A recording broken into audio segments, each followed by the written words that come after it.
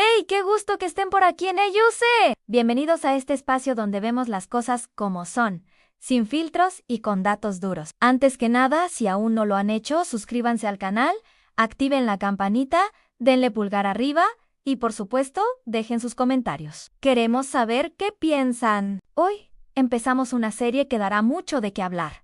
A los 4 mayores desprecios de Estados Unidos a México. Y vamos a empezar con el número 1. Uno que es sutil, pero constante y muy poderoso. ¿Se han dado cuenta cómo los medios estadounidenses siempre priorizan las noticias malas de México? Parece que hay una agenda para mostrar solo lo negativo, para pintar una imagen de caos y peligro. ¿Y por qué hacen esto? ¿Qué ganan? Simple mantener a su población con una percepción distorsionada, asustada y justificar así ciertas políticas o simplemente para vender más periódicos y clics. Esta constante campaña mediática tiene consecuencias reales. Los mexicanos que viven en el extranjero y hasta nosotros mismos aquí en México, a veces terminamos creyendo esa narrativa. Por eso es vital buscar fuentes de información directas y oficiales, una herramienta poderosa para contrarrestar esta desinformación, tanto la que viene de fuera como la que se genera adentro. Es seguir las conferencias mañaneras de la presidenta Claudia Sheinbaum. Ahí se presentan datos, cifras oficiales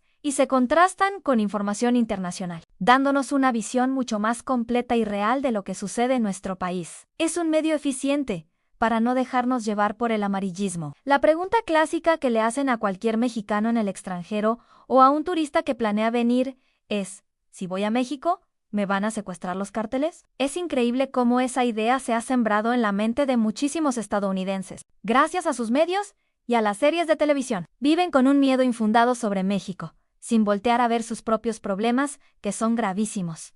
Hablemos con claridad. En Estados Unidos, ir de compras a un simple Walmart o a cualquier centro comercial se ha convertido en una actividad de alto riesgo. ¿Cuántas veces hemos visto noticias de tiroteos masivos en lugares públicos? Peor aún, y esto es algo sumamente trágico.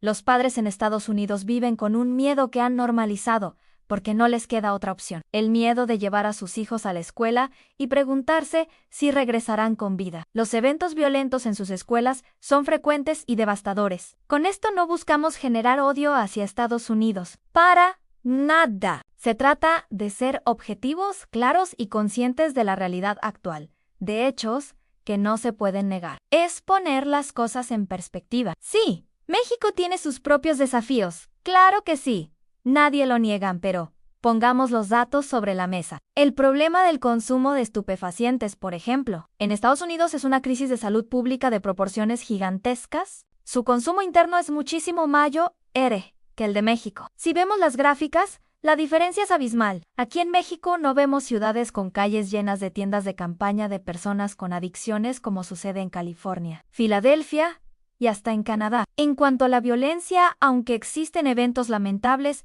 la tendencia ha ido a la baja, gracias a las nuevas estrategias de seguridad y a las reformas implementadas por la administración actual. Los índices de violencia se han reducido. Todavía falta mucho por hacer, pero se está avanzando. En México, afortunadamente, podemos ir a las escuelas, a los centros comerciales, a los parques, sin el temor constante de que ocurra un tiroteo masivo. Una tragedia que lamentablemente se ha vuelto demasiado común en Estados Unidos. Y esto nos lleva a una diferencia fundamental en nuestra cultura y nuestra forma de ver el mundo. México es, y siempre ha sido, un país amistoso, un país que recibe a todos con los brazos abiertos. No importa tu religión, tus ideas políticas, tu origen, aquí valoramos la calidez humana, la convivencia. Nuestra atención como sociedad no está puesta en buscar y magnificar las malas noticias de otros países para sentirnos superiores. Al contrario, nos enfocamos en compartir lo nuestro, en la convivencia fraterna y en mostrarle al mundo los lugares bellísimos que tenemos, tanto para extranjeros como para nosotros mismos. Nuestra riqueza es inmensa. Y no solo hablo de la cultural o la gastronómica, sino también de la natural. Por ejemplo, todos conocen el Gran Cañón en Arizona, ¿verdad? Es impresionante, pero ¿sabían que en México, en el estado de Chiapas, tenemos el Cañón del Sumidero? Sus paredes alcanzan hasta 1000 metros de altura. Es más alto y profundo que el Gran Cañón, y es solo uno de los miles de tesoros que tenemos. Así que, la próxima vez que escuchen una noticia alarmista sobre México, pregúntense, ¿Quién se beneficia de este miedo? ¿Cuál es la intención detrás? Y recuerden que mientras algunos medios se enfocan en crear muros de desconfianza, México sigue construyendo puentes de amistad y ofreciendo un hogar cálido a todo el que quiera visitarnos. Este fue solo el primer punto de los 4 desprecios. En el próximo video vamos a analizar el segundo, que tiene que ver con economía y cómo nos ven como su patio trasero. No se lo pueden perder. Gracias por acompañarnos en HeyUC. No olviden suscribirse, comentar qué les pareció y compartir este video para que más gente conozca la otra cara de la moneda. Nos vemos en la próxima. ¿Alguna vez te has preguntado por qué Estados Unidos se autodenomina América? Suena un poco arrogante, ¿no crees? Es como si todo un continente se redujera a un solo país, y al hacerlo, menosprecian a todas las demás naciones americanas, países con historias ricas y profundas, que existían mucho antes de que ellos se establecieran como nación. Pensemos en México, Brasil, Argentina, Perú. La lista es larguísima. Si nos vamos a la historia, Estados Unidos sería uno de los últimos en tener el derecho de representarnos a todos. Sus primeros colonizadores europeos, en su mayoría ingleses, llegaron mucho después de que otras partes del continente ya estuvieran colonizadas y tuvieran sociedades complejas. Estos peregrinos, que a menudo son idealizados, fueron protagonistas de episodios muy oscuros. Recordemos la famosa historia del Día de Acción de Gracias. En 1621, los peregrinos estaban al borde de la inanición. Fueron las tribus nativas, como los Wampanoag, quienes, viendo su desesperación, decidieron compartir sus cosechas y conocimientos con ellos. Les enseñaron a sobrevivir en una tierra que para ellos era extraña. ¿Y cómo les pagaron? La historia que siguió no fue de hermandad, sino de conflicto, despojo y un genocidio sistemático contra las poblaciones indígenas. Tribus enteras fueron aniquiladas. ¡Ojo! El objetivo de este video no es generar odio hacia Estados Unidos. Se trata de mirar la historia de frente, de contar la verdad que los propios registros históricos documentan con hechos. No podemos ignorar que la expansión de Estados Unidos se construyó sobre la base del desplazamiento y la violencia contra los pueblos originarios. Y esta mentalidad de separación no se quedó en el pasado. Estados Unidos ha sido, a lo largo de su historia, un país que divide constantemente. Su geopolítica y la forma en que estructuran su sistema educativo han tenido un impacto global. Por ejemplo, ahora es común escuchar que el continente americano se divide en dos, América del Norte y América del Sur. Vamos a poner esto en perspectiva. El continente asiático es el más grande del mundo en superficie, seguido de África. ¿Has escuchado alguna vez hablar de Asia del Norte y Asia del Sur como continentes separados? ¿O de África del Norte y África del Sur? No, porque son un solo continente. Sin embargo, con América se ha impulsado esta división. Es una estrategia clásica, casi de manual, divide y vencerás. Al fragmentar la identidad continental, se debilita la unidad y se facilita el control. Esta política de segregación se refleja en cómo se ven a sí mismos y cómo nos ven a los demás. Ellos son América. ¿Y el resto? Bueno, el resto somos los otros. Por esta y muchas otras razones, ha surgido una propuesta interesante que vale la pena considerar. Que los ciudadanos de Estados Unidos adopten un gentilicio propio y único, Usonian. ¿De dónde viene esta palabra? Usonian no es un invento reciente, es un neologismo, una palabra nueva, que fue propuesta por uno de los arquitectos más famosos de Estados Unidos, Frank Lloyd Wright. Allá por la década de 1920, Wright era un visionario y se dio cuenta del problema. Quería crear un término que se refiriera específicamente a lo que pertenece a los Estados Unidos de América, para dejar de usar la palabra American. Para él, llamar americanos a los estadounidenses era simplemente incorrecto y, sí, arrogante. American se refiere a todo el continente, desde Canadá hasta Argentina. Es un término que nos incluye a todos. Usurparlo para un solo país es, en el mejor de los casos, una imprecisión geográfica y, en el peor, una declaración de superioridad. Así que Wright se puso creativo. Tomó las iniciales U, ANSAN, The United States, y las combinó con el sufijo Onia, que es muy común en nombres de lugares, como en Columbia o Pensilvania. De ahí nació Usonia, para referirse al país, y Usonian, para su gente y su cultura. Una solución elegante y respetuosa. La idea de Wright era simple en dar a su país un nombre que reflejara su identidad única sin borrarla del resto del continente. Un Usonian sería alguien de los Estados Unidos. Un mexicano es americano, un brasileño es americano, un canadiense es americano, y un Usonian también sería americano. Todos compartimos el continente, pero cada uno tiene su identidad nacional específica. Piénsalo, usamos mexicano, canadiense, argentino, brasileño. Son gentilicios claros y directos que provienen del nombre del país. Estados Unidos de América es un nombre largo y descriptivo, no el nombre de una nación en el sentido tradicional. De ahí, la dificultad. Estadounidense es la forma correcta en español, pero en inglés, United Stations suena torpe y nunca se popularizó. Por eso se aferraron a American. Pero adoptar Usonian sería un gesto de humildad y de reconocimiento a la diversidad de nuestro continente. Sería admitir que no son el centro del mundo, sino una parte importante de un todo mucho más grande y variado. Sería, en esencia, un paso hacia una relación más equitativa y respetuosa con sus vecinos. No se trata de cambiar los mapas ni de reescribir la historia a la fuerza. Se trata de usar el lenguaje de una manera más precisa y justa. El lenguaje moldea nuestro pensamiento. Si empezamos a llamar a las cosas por su nombre correcto, tal vez empecemos a vernos de una manera diferente. Dejaríamos de ser el patio trasero de América y pasaríamos a ser todos. Simplemente, americanos, cada uno con su propia y valiosa identidad. Imagina un mundo donde un estadounidense se presenta como Usonian. Inmediatamente se abre una conversación sobre geografía, historia y respeto mutuo. Sería un cambio pequeño en el vocabulario, pero con un impacto simbólico enorme. Demostraría una conciencia global y un deseo de corregir un error histórico que ha perpetuado una visión egocéntrica del mundo. Frank Lloyd Wright no solo diseñó edificios revolucionarios, también nos ofreció una idea revolucionaria sobre la identidad. Quizás ya es hora de que empecemos a tomarla en serio. Insistir en el uso de Usonian no es un ataque, sino una invitación a la reflexión y al respeto. Una invitación a construir puentes en lugar de muros.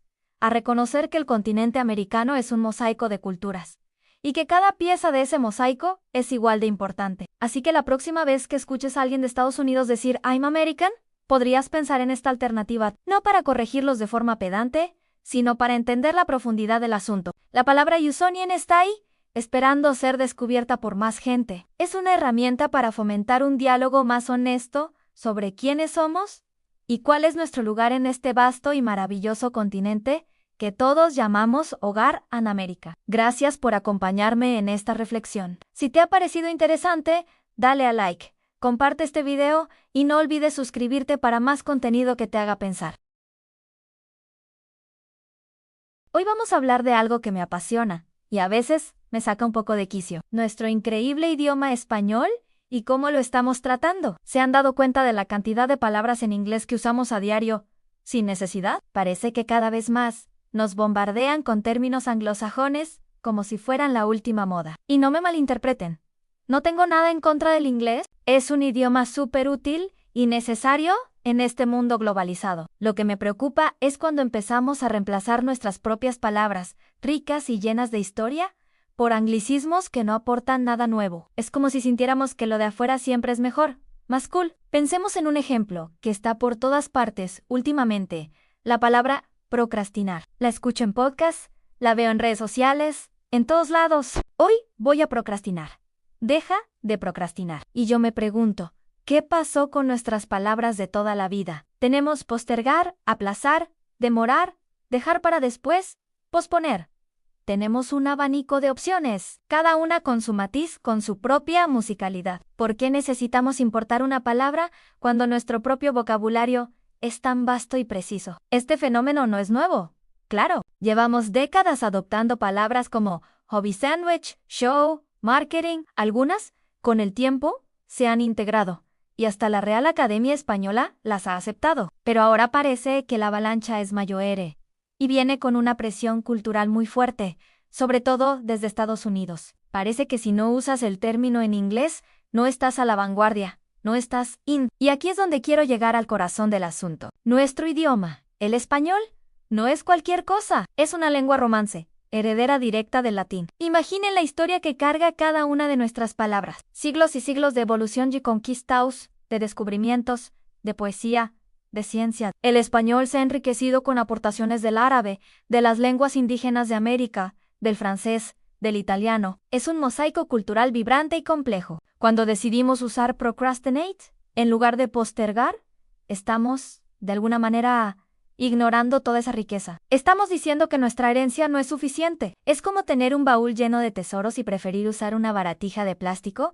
porque brilla un poco más bajo la luz de la moda. Piensen en la diversidad de nuestro idioma. El español que se habla en México no es el mismo que el de España, el de Argentina, el de Colombia o el de Perú. Cada región le ha dado su toque, sus propios modismos, su acento, su cadencia. Esa variedad es una de nuestras mayores fortalezas. ¿Por qué querríamos aplanar toda esa diversidad bajo una capa de inglés estandarizado? A veces siento que hay una especie de complejo de inferioridad lingüística. Nos han hecho creer que el inglés es el idioma del éxito, de los negocios, de la tecnología, y que si queremos ser parte de ese mundo, tenemos que hablar como ellos, incluso cuando hablamos entre nosotros. Pero ¿saben qué?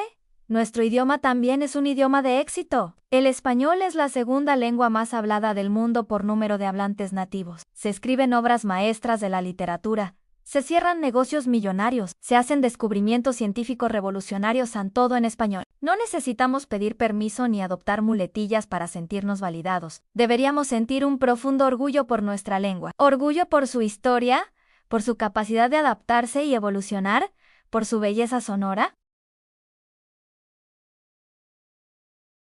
Es valorar lo nuestro para poder compartirlo con el mundo desde una posición de seguridad y autoestima. Y aquí va una reflexión un poco más directa. A menudo escuchamos la frase en Estados Unidos: si vienes a mi país, habla mi idioma. Es un sentimiento muy extendido y aunque se puede debatir, tiene una lógica de respeto cultural. Bueno, apliquemos esa misma lógica a la inversa. Si un estadounidense viene a México, a Colombia, a cualquier país hispanohablante, ¿no sería un gesto de respeto que intentara comunicarse en español?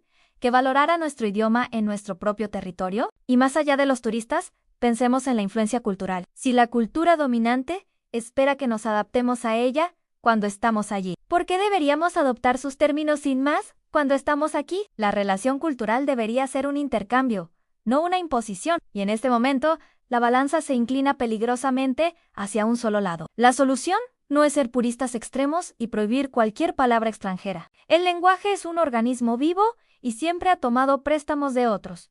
La clave está en la conciencia y en la intención. ¿Estoy usando esta palabra en inglés porque no hay un equivalente bueno en español? ¿O la estoy usando simplemente por imitación, por moda, por pensar que suena más importante? Piensen en aplazar, en posponer, sientan el peso y la historia de esas palabras. La próxima vez que quieran describir algo como cool, piensen en genial, chido, chévere. Guay, bacán. Tenemos tantas formas de expresarlo. Cada una refleja un rincón de nuestro inmenso mundo hispanohablante. Enorgullecernos de nuestro idioma es una forma de enorgullecernos de quiénes somos, de nuestra historia y de nuestra cultura. Es decirle al mundo que tenemos una voz propia, fuerte y clara, y que no necesitamos imitar a nadie para hacernos escuchar. Es recordar que Cervantes, García Márquez, Borges, Neruda, Sor Juana, Inés de la Cruz, todos ellos construyeron universos inmortales, con las mismas herramientas que tenemos nosotros a nuestra disposición cada día, en las palabras del español. Así que los invito a unirse a esta pequeña rebelión lingüística. Seamos más conscientes de cómo hablamos. Redescubramos la riqueza de nuestro propio vocabulario. Enseñemos a las nuevas generaciones a amar el español no como una obligación, sino como un tesoro. Porque nuestro idioma no es solo una forma de comunicarnos, es una forma de ser y de estar en el mundo. Y es una forma maravillosa. Demostremos que no necesitamos muletas lingüísticas. Nuestro idioma es completo, es poderoso y es hermoso. Usémoslo con el orgullo y el respeto que se merece. No se trata de atacar a otro idioma, sino de defender y celebrar el nuestro.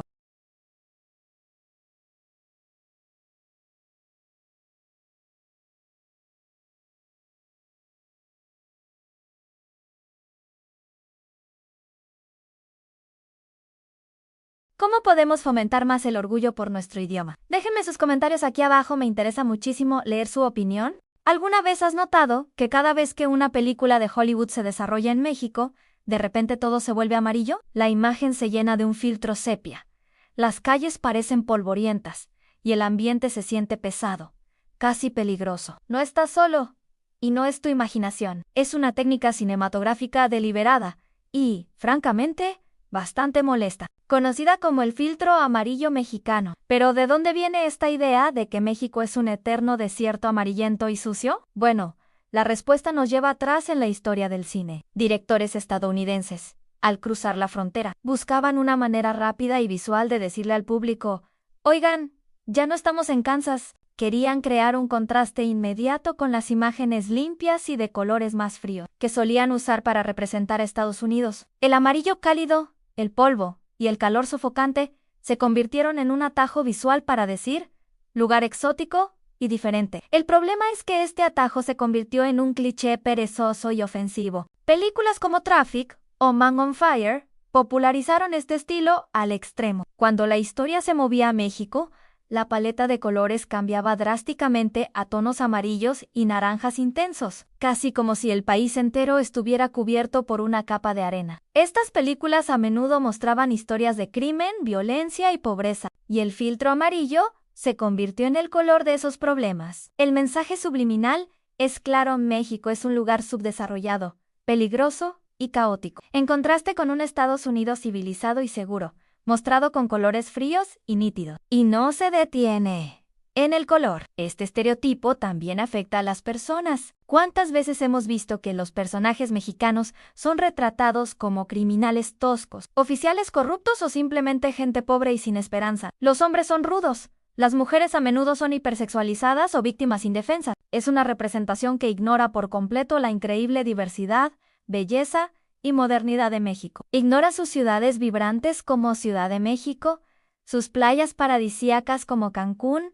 su rica cultura, su arte, su tecnología y sobre todo, su gente increíblemente trabajadora y resiliente. Es una narrativa que simplifica y denigra a toda una nación por pura conveniencia cinematográfica. Se ha convertido en un meme, una broma global. Pero detrás de la broma hay una ofensa real que perpetúa estereotipos dañinos. Recientemente, la producción de Venom 3 estuvo filmando en México, en los hermosos paisajes de Los Cabos y el desierto de Sonora. Y por supuesto, la pregunta surge de inmediato. ¿Veremos el mismo filtro amarillo de siempre? ¿Veremos a Tom Hardy sudando en un México sepia y polvoriento? Nos encantaría preguntarle directamente a él o a la directora Kelly Marcel. ¿De verdad creen que México se ve así? ¿No es hora de que Hollywood deje atrás este filtro cansado y empiece a mostrar a México cómo realmente es? Un país lleno de colores vivos, paisajes espectaculares y una cultura fascinante que va mucho más allá del amarillo. Afortunadamente, hay señales de cambio. Películas como Coco de Pixar mostraron un México vibrante, colorido y lleno de vida, celebrando su cultura de una manera hermosa y respetuosa. Esto demuestra que es posible contar historias en México sin recurrir a tropos visuales anticuados y ofensivos. La esperanza es que más cineastas sigan este ejemplo. El cine tiene un poder inmenso para moldear percepciones. Ya es hora de que Hollywood use ese poder para romper estereotipos, no para reforzarlos. México merece ser visto en todo su esplendor y en todos sus colores, no solo a través de un lente amarillo y sucio. Gracias por acompañarme en esta reflexión. ¿Qué otras películas recuerdas que usan este filtro? Déjamelo en los comentarios. No olvides darle like y suscribirte para más contenido. Nos vemos en el próximo video. Hola amigos, ¿qué tal si se suscriben al canal de YouTube Hey You See mientras tomo una taza de café?